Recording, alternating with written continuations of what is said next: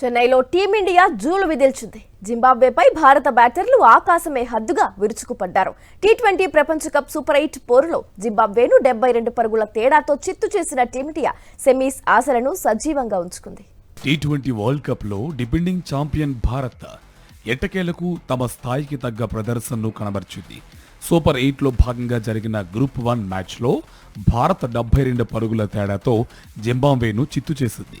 చెన్నై వేదికగా జరిగిన మ్యాచ్లో టాస్ గెలిచిన జింబాబ్వే ఫీల్డింగ్ ఎంచుకోగా ముందుగా బ్యాటింగ్కు దిగిన టీమిండియా 20 ఓవర్లలో 4 వికెట్ల నష్టానికి 256 పరుగులు చేసింది.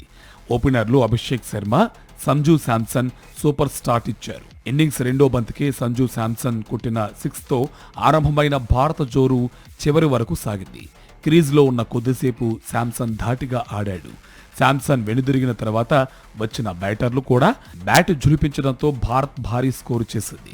టీమిండియా బ్యాటర్లలో అభిషేక్ శర్మ, హార్దిక్ పాండ్యా అర్ధ సెంచరీలు సాధించగా తిలక్ వర్మ 44, ఇషాన్ కిషన్ 38, కెప్టెన్ సూర్యకుమార్ యాదవ్ 33 పరుగులు చేశారు. 257 పరుగుల భారీ టార్గెట్ను ఛేదించేందుకు జింబాబ్వే ఓపెనర్లు బెన్నెట్, మరుమణి జాగ్రత్తగా ఇన్నింగ్స్ను ప్రారంభించారు.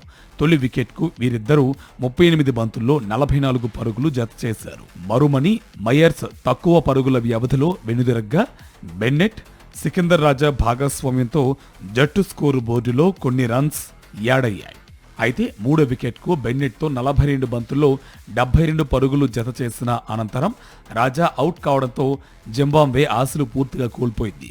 బ్రియాన్ బెన్నెట్ 97 పరుగులతో ఒంటరి పోరాటం చేసిన ఆ తర్వాత వచ్చిన బ్యాటర్లు స్వల్ప స్కోర్లకే పెవిలియన్కు చేరడంతో 20 ఓవర్లలో 6 వికెట్లకు 184 పరుగులు చేసి ఓడిపోయింది.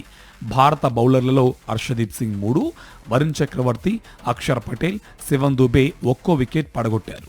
జింబాబ్వేపై భారత విజయంతో గ్రూప్ 1 నుంచి సెమీఫైనల్ చేరే జట్ల విషయంలో స్పష్టత వచ్చింది. 2 విజయాలతో దక్షిణాఫ్రికా ఇప్పటికే సెమీస్ బెర్త్ ఖాయం చేసుకుంది. మరోవైపు జింబాబ్వేపై నెగ్గి దక్షిణాఫ్రికా చేతిలో ఓడిన భారత్, వెస్టిండీస్ ఒక్కో గెలుపుతో సమంగా ఉన్నాయి. దీంతో ఇరు జట్ల మధ్య ఆదివారం కోల్కతాలో జరిగే మ్యాచ్ క్వార్టర్ ఫైనల్ లాంటిది.